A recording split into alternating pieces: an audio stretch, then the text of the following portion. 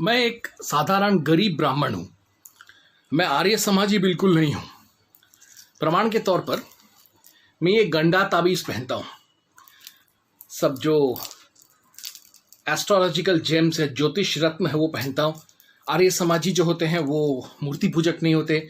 मेरे ताबीज़ पर हनुमान जी का छवि अंकित है और मैंने शेर का नाखून तक पहना हुआ है, जो एक वेजिटेरियन, शुद्ध सात्विक शाकाहारी आर्य समाजी कभी नहीं पहनेगा। लेकिन मैं पौराणिक होते हुए भी कुछ मसलों पर 90% मसलों पर आर्य समाज के साथ हूँ। खास तौर से आर्य समाज का ईसाई विरोधी युद्ध का मैं बहुत बहुत कायल हूँ। और इसी संदर्भ में मैंने एक चीज़ देखा है, जो ईसाई होते हैं वो हमेशा आर्य समाजियों को नीचा दिखाने के टाइम पर अक्सर वो एक चीज़ का जिक्र करते हैं कि तुम्हारे स्वामी दयानंद सरस्वती ने नियोग 11 पतियों के साथ नियोग का उन्होंने प्रचार प्रसार किया। मैं अब इस वीडियो में आप लोगों को साबित करूंगा कि स्वामी दयानंद सरस्वती ने जो नियोग प्रथा का, जिसे मनुस्मृति ने बैन कर दिया था पशु अधर्म के नाम पर, पशु अधर्म कहकर, उस गंदे रिवाज नियोग को आर्य समाज के प्रवर्तक स्वामी दयानंद सरस्वती, महर्षि दयानंद सरस्वती युग पुरुष को वापस लाना पड़ा। और इसके पीछे कारण थे ईसाई अंग्रेज। यानी हर गंदगी का कारण ईसाई ही है। मैं इस वीडियो में आपको साबित करके बताऊंगा। इससे पहले मैंने बाइबल में नियोग दिखाया है, आधुनिक ईसाई समाज में नियोग दिखाया, लेकिन इस वीडियो में आपको मैं साबित करके बताऊंगा ऐतिहासिक तथ्यों के आधार पर। मैं कभी कोई बिना तथ्य और शास्त्रिक प्रमाणों की बात नहीं करता। तथ्य, इतिहास में तथ्य के आधार पर साबित करके बताऊंगा कि स्वामी दयानंद सरस्वती को नियोग जैसे गंदे कुसंस्कार को वापस लाना पड़ा। उसका कारण था अंग्रेज ईसाई। अब हम वो वीडियो देखेंगे। जय हनुमान। हर राम का अपना रावण, हर राम का अपना दशहरा। तो जैसा मैंने कहा, आज का विषय है कि जब मनु ने 10,000 बिफोर क्राइस्ट में ही पशु अधर्म नियोग पर प्रतिबंध लगाया था, तो इस प्रतिबंधित नियोग को स्वामी दयानंद ने पुनः विस्थापित क्यों किया? मनु ने इस पर प्रतिबंध लगाया 10,000 बिफोर क्राइस्ट में। आप मंत्र देख सकते हैं, मनु 9.66, अर्थ द्विज्वैहि विद्वद्भि पशु धर्मो विगर्हितः मनुष्याणामपि प्रोक्तो वेने राज्यं प्रशासति। शास्त्र जानने वाले द्विजाति ने इस पशु धर्म को निंदित कहा है। मनुष्यों ने इसका प्रचार वेणु राजा के राज्य में हुआ था। स मही म खिलांग भुजनर राजर्षि प्रवरः पुरा वर्णना संकरं चक्रे कामोपहत चेतनः। संपूर्ण पृथ्वी के पालक तथा राजर्षियों में मुख्य उस वेणु ने काम से नष्ट बुद्धि होकर इस वर्ण संकर पने को फैलाया था।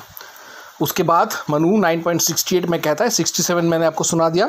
तथा प्रभृति यो मोहात् प्रमीत पतिकां स्त्रियं नियोजत्य पत्यार्थे तं विगर्हन्ति साधवः।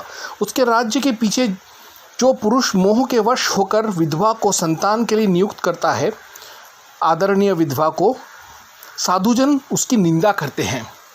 Since that time the virtuous censure that man who in his folly appoints some woman whose husband died। तो यानी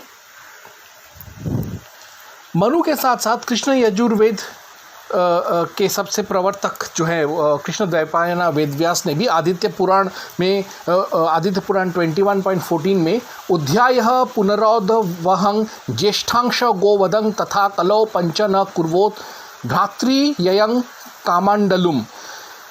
आदित्य पुराण में कहा गया कि कलयुग में जैसे गौ हत्या नहीं होता, गौवंश का बलि नहीं चढ़ाते, वैसे ही अपनी भाभी के बीवी या भाभी के साथ या भाई के बीवी या भाभी के साथ या भाई के विधवा के साथ नियोग नहीं करते। 1500 AD में चैतन्य महाप्रभु ने भी इस पर बैन लगाया। चैतन्य चरितामृत आदि लीला 17.164, अश्वमेधम गवालंभम संन्यासम पल पैतृकम देवारेण सुतोत्पत्तिम कलौ पंच विवर्जयेत। यानी इसमें भी उन्होंने कहा है कि कलियुग में अश्वमेध यज्ञ, गोमेध यज्ञ, गौ हत्या, गौ की बलि, संन्यास, पितरों को मांस देना और अपने बड़े या छोटे भाई की स्त्री या विधवा में नियोग के ज़रिए बच्चा उत्पन्न करना या वीर्यदान या गर्भदान करना वो महापाप है, वर्जित है कलयुग में। तो क्या वो कारण था जिसकी वजह से आचार्य दयानंद ने नियोग को वापस पुनर्स्थापित किया? उसका कारण था नियोग एक सामाजिक कुरीति है। उस सामाजिक कुरीति को उन्होंने इसलिए खड़ा किया क्योंकि उनको एक और कुसंस्कार से लड़ना था जो हिंदुस्तान, हिंदू धर्म और हिंदुओं को चुनौती दे रहा था। तो वो कौन सा पाप था या वो कौन सा शैतानी ताकत था जिसके विरोध में, जिसका विरोध करने के लिए नियोग जैसे एक और शैतानी रीति रिवाज को खड़ा करना पड़ा? तो वो था यूरोपीय ईसाई साम्राज्यवाद, अंग्रेज़ हुकूमत और उसके साथ साथ फ्रांसीसी, डच, पुर्तगाली, बेल्जियन और स्पेनियार्ड्स। और उनके सबसे आगे था अंग्रेज़ और अंग्रेज़ों की हड़प नीति doctrine of lapse. Doctrine of lapse Lord Dalhousie से भी काफ़ी पुराना है। 1834 में ब्रिटिश ईस्ट इंडिया कंपनी के कोर्ट ऑफ डायरेक्टर्स ने हिंदू राजाओं और ज़मींदारों के ज़मीनों पर कब्ज़ा करने के लिए डॉक्ट्रिन ऑफ लैप्स का गठन किया था। अब क्या था ये doctrine of lapse? Doctrine of lapse एक ऐसा अजीब तरीका था जिससे कि बिना लड़े अंग्रेज़ किसी भी राजा या हिंदू राजा या ज़मींदार का ज़मीन और उसका संपत्ति और उसका मिल्कियत छीन लेते थे। ये कहता, इसको अगर कोई प्रतिरोध करता तो युद्ध करना पड़ेगा उसको, ऐसा नियम था। अगर कोई राजा का कोई संतान नहीं है, उत्तराधिकारी नहीं है, जायज़ उत्तराधिकारी नहीं है, तो उसका राज्य अपने आप अंग्रेज़ों के हवाले करना पड़ेगा।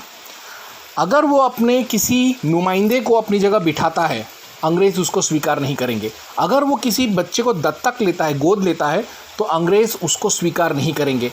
अगर वो कोई नाजायज़ बच्चे को पैदा करता है तो उसे भी राजगद्दी पर बैठने नहीं देंगे अंग्रेज़। और अगर कोई राजा बिना किसी जायज़ क्षेत्रज बच्चे का होता है तो उसको उसके राज्य पद से हटा देते थे और उससे उसका सारा मान सम्मान भी छीन लेते थे और उसको कोई पेंशन भी नहीं देते थे, उसको कोई भत्ता भी नहीं देते थे। और अगर कोई हिंदू राजा या ज़मींदार ईसाई कबूल कर लेता है, ईसाई बन जाता है, तब उसके ऊपर डॉक्ट्रिन ऑफ लैप्स नहीं लागू होता था। और अगर कोई राजा डॉक्ट्रिन ऑफ लैप्स का खिलाफत करता था तो उसको युद्ध करना पड़ता था, जैसे झांसी और मराठा साम्राज्यों को करना पड़ा था। तो डॉक्ट्रिन ऑफ लैप्स जो था वो James Andrew brown Ramsay Dalhousie, Lord Dalhousie के आने से पहले ही लागू था। लेकिन चूंकि उस कानून को इस डलहौजी व्यक्ति ने ज़बरदस्त तरीके से ताबड़तोड़ इस्तेमाल करके कई हिंदू राज्यों पर कब्ज़ा कर लिया, इसलिए इसे लॉर्ड डलहौजी के साथ जोड़ा जाता है। और अब हम देखते हैं कि किन किन रजवाड़ों को अंग्रेज़ों ने और लॉर्ड डलहौजी ने डॉक्ट्रिन ऑफ लैप्स के अंतर्गत कब्ज़ा कर लिया था।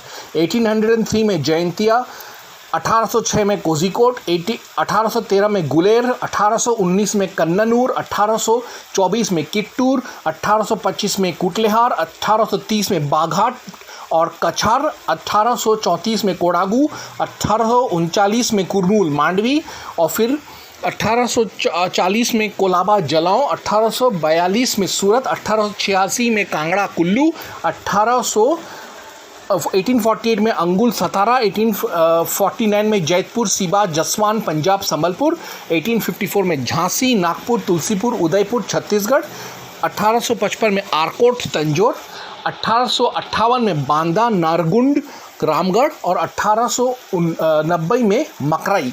तो आप देख रहे हैं कम से कम 1 2 3 4 5 6 7 8 9 10 11 12 13 14 15 16 17 18 19 20 21 22 23 24 25 26 27 28 29 30 31 32 33 34 35 36 और ऑलमोस्ट 40 हिंदू राज्यों पर इन्होंने बैठे बिठाए कब्जा कर लिया डॉक्ट्रिन ऑफ लैप्स जैसे एक नाजायज़ कानून के आधार पर। 1857 के प्रथम मुक्ति संग्राम में महर्षि दयानंद सरस्वती जो थे वो लगातार झांसी की रानी, नाना साहेब पेशवा और तात्या तोपे के संपर्क में थे और उनको मार्गदर्शन कर रहे थे, उनको जासूसी इंफॉर्मेशन दे रहे थे और उन्होंने देखा कि किस तरीके से इन तीनों का राज्य और ज़िंदगी खराब कर दिया ब्रिटिश ने डॉक्ट्रिन ऑफ लैप्स को लागू करके। इसीलिए जब 1875 में स्वामी दयानंद सरस्वती ने सत्यार्थ प्रकाश या लाइट ऑफ ट्रूथ लिखा तो उन्होंने आचार्य चाणक्य, कौटिल्य, विष्णुगुप्त के रास्ते पर चलते हुए नियोग को एक एक्स्ट्रा इमरजेंसी मेजर की तरह इस्तेमाल करने को कहा, राजाओं और ज़मींदारों को और अमीर लोगों को और आम हिंदुओं को भी अपनी संपत्ति, राज्य और मिल्कियत को बचाने के लिए। और इसीलिए स्वामी दयानंद सरस्वती को मन मारकर नियोग के कुरीति को जिंदा करना पड़ा। तो इस नियोग कुरीति को जिंदा करने के पीछे स्वामी दयानंद सरस्वती का एजेंडा ये था कि वो किसी भी तरीके से डॉक्ट्रिन ऑफ लैप्स को वो शह और मात दे सके। वो चाहते थे कि हिंदू राजा, ज़मींदार, सेठ और आम हिंदू भी नियोग करके किसी तरीके से बच्चा पैदा कर दे और अपने नाम, अपने परिवार का खून और अपना ज़मीन जायदाद को अंग्रेज़ों के हवाले जाने से बचा सके। वो चाहते थे कि हिंदुओं का जो सामूहिक धन संपदा है वो अंग्रेज़ों और ईसाइयों और जिहादियों के हाथ में न जाए। वो नियोग के ज़रिए ईसाइयों, मुसलमानों, यूरोपियों और अंग्रेज़ों के पॉपुलेशन इंक्रीज़ को रोकना चाहते थे। वो चाहते थे कि हिंदू नर नारी मुसलमानों, ईसाइयों, अंग्रेज़ों और यूरोपीय फिरंगियों से शादी ना करके नियोग करके बच्चा पैदा करें और ताकि परिवार का जो ढांचा वो ना टूटे। क्योंकि स्वामी दयानंद सरस्वती के लिए आचार्य चाणक्य की तरह ही देश ही सर्वोपरि था और वो इस देश की रक्षा करने के लिए, राष्ट्र रक्षा करने के लिए किसी भी हद तक जा सकते थे। और इसी वजह से इस शैतानी अंग्रेज़ी साम्राज्य और उसके डॉक्ट्रिन ऑफ लैप्स को शह और मात देने के लिए ही एक और शैतानी रीति रिवाज नियोग को स्वामी दयानंद सरस्वती को वापस रिजरेक्ट करना पड़ा। तो हम देखते हैं कि स्वामी दयानंद सरस्वती नियोग के पुनरुत्थान का कारण नहीं है, प्रत्यक्ष और प्रत्यक्ष रूप से अंग्रेज़ और उनका डॉक्ट्रिन ऑफ लैप्स और ख़ास तौर से लॉर्ड डलहौजी नाम का एक रंडी का बच्चा वो ज़्यादा जिम्मेदार थे और वही एकमात्र जिम्मेदार थे प्रतिबंधित रिवाज नियोग का पुनरुत्थान करने के लिए। तो अब हम देखते हैं कि दुनिया में ज़ायोनिज़्म और जिहाद के साथ साथ सबसे बड़ा जो कारण है सारे पाप और सारे ईविल का, सारे शैतानी हरकतों का दुनिया में, वो है ईसाईयत। दुनिया के हर विवाद का एक ही कारण है ईसाईयत। पैलेस्टाइन को, उसके बाद वहाबी इस्लाम को खड़ा किया इंग्लैंड ने, तालिबान, पाकिस्तान और सऊदी अरेबिया और आईसिल को खड़ा किया अमेरिका और ब्रिटेन ने मिलकर। पाकिस्तान को बनाया ही ब्रिटेन ने और कोल्ड वॉर के समय और अभी भी अमेरिका उसका मदद कर रहा है।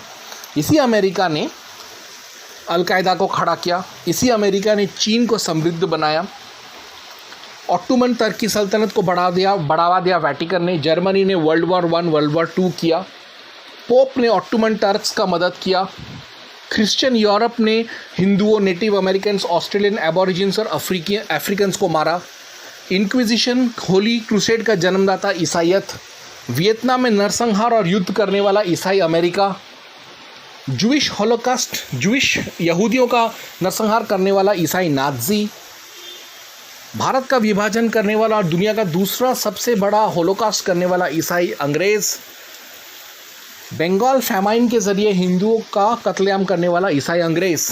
तो इसी छोटे से प्रेजेंटेशन से मैंने आपको बता दिया कि आप लोग ईसाईयत के असली चेहरे को जानिए, उसके असली शैतानी चेहरे को जानिए। उसके खूबसूरत चेहरे पर मत जाइए, उसके असली शैतानी चेहरे को जानिए, समझिए। इसलिए अपने ही धर्म पर रहिए। और कभी भी कोई नियोग के बारे में कोई बात करे तो बोलिए कि 19वीं सदी में नियोग को खड़ा करने का जिम्मेदार अंग्रेज़ और लॉर्ड डलहौजी था। इसीलिए कहता हूँ अपने ही धर्म पर रहो, क्योंकि धर्मो रक्षति रक्षिता। जो धर्म की रक्षा करता है उसकी रक्षा धर्म करता है। जय हनुमान, जय हनुमान, जय हनुमान।